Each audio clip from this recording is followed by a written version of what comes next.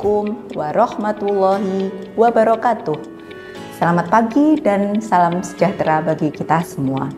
Perkenalkan, saya Dr. Sofia Yustina, Kepala Bidang Pelayanan dan Penunjang Medik Rumah Sakit Islam Sultan Agung Banjarbaru. Pada kesempatan kali ini, izinkan saya untuk memperkenalkan salah satu pelayanan unggulan yang ada di Rumah Sakit Islam Banjarbaru. Lalu, apakah pelayanan itu? Pelayanan itu adalah pelayanan ESWL. Apa sih ESWL itu? ESWL itu adalah salah satu pelayanan unggulan di bidang urologi. ESWL itu singkatan dari Extracorporeal Shock with Lithotripsy. Apa sih itu? Nah, di sini saya akan menjelaskan. Jadi, ESWL itu adalah suatu prosedur tindakan pemecahan batu ginjal tanpa melalui prosedur bedah. Apa artinya? Jadi, kalau kita menderita batu ginjal dan kita tidak menginginkan pembedahan di kamar operasi, ESWL ini adalah salah satu alternatif yang bisa kita gunakan. Karena ESWL ini dia memecah batu ginjal itu dengan menggunakan gelombang dari elektromagnetik yang nantinya akan memecah batu tersebut. Jadi tidak ada sayatan-sayatan atau ada irisan-irisan di bagian tubuh si pasien tersebut. Jadi insya Allah akan lebih aman dan membuat pasien lebih tenang. Lalu apa sih indikasi untuk penggunaan ESWL ini? Jadi ESWL ini karena dia diperuntukkan untuk memecah batu yang ada di ginjal tersebut, jadi kita harus tahu dulu batu ginjal itu sebenarnya dari apa. Jadi batu ginjal itu dari senyawa mineral yang menumpuk di ginjal dalam waktu yang lama. Kenapa bisa terjadi hal tersebut?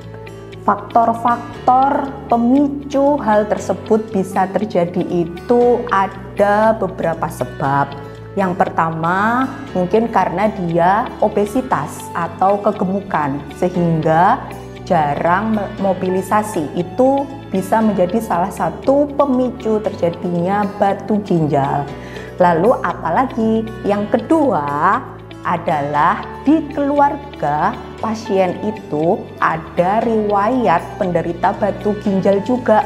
Nah, itu bisa di anggota keluarganya yang lain bisa terjadi hal yang sama, atau mungkin kita lebih gampang menyebutnya dengan genetik seperti itu.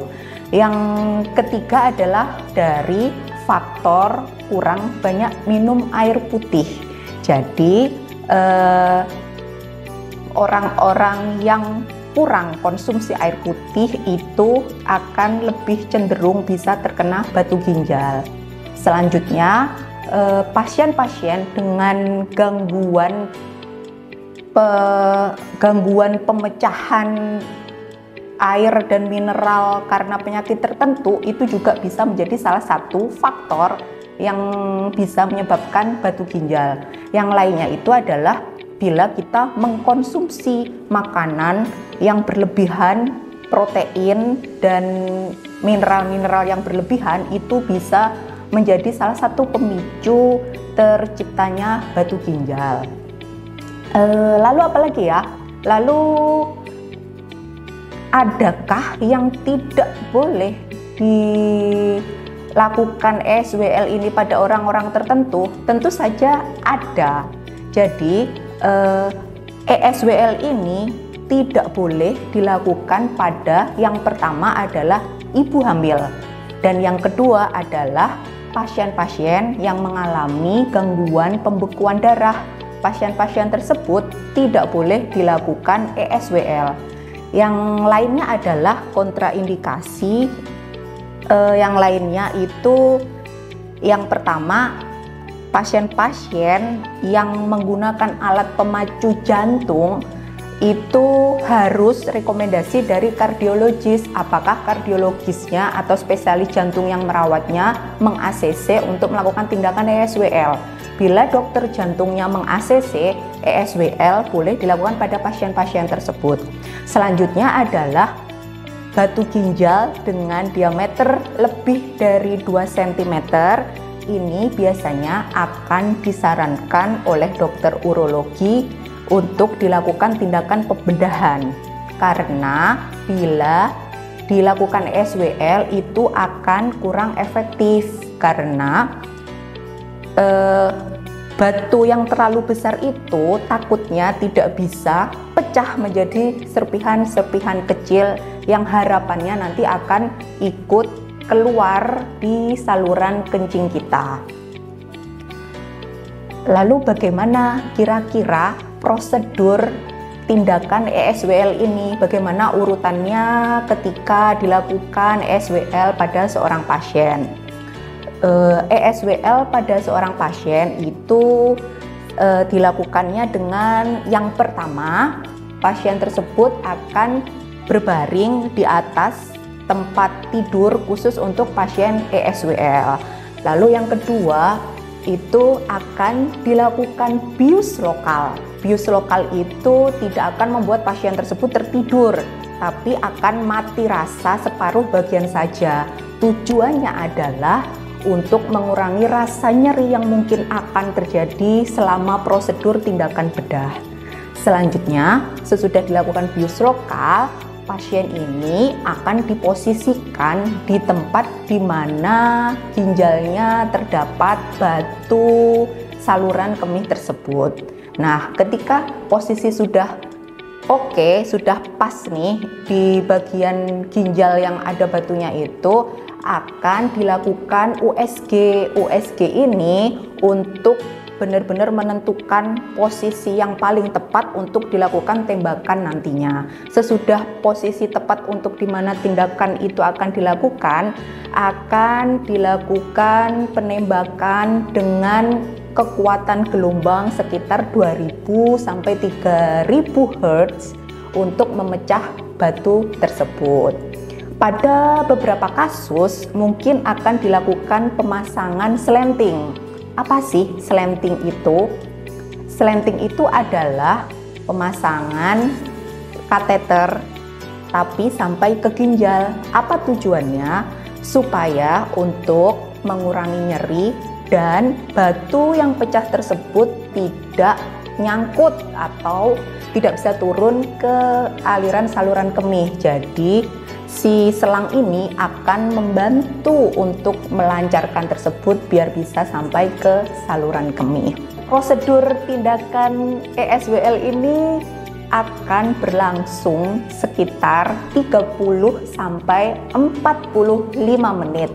Jadi insya Allah tidak akan lama dan akan nyaman di pasien. Yang terakhir kita akan bahas terkait komplikasi-komplikasi tindakan terkait ESWL ini.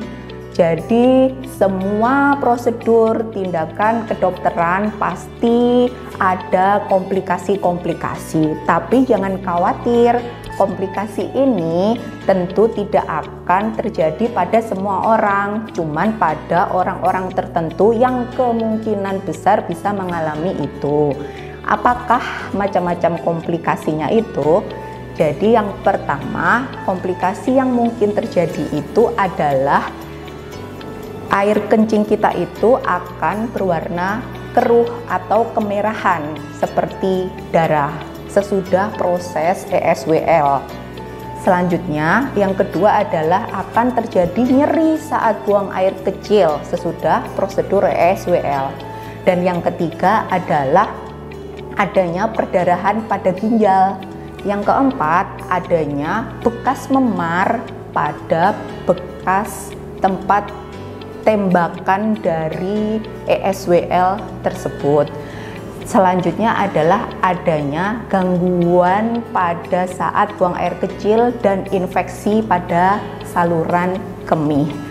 Bila terjadi komplikasi-komplikasi di atas, bisa konsultasi lagi kepada dokter spesialis urologi yang telah melakukan ESWL tersebut.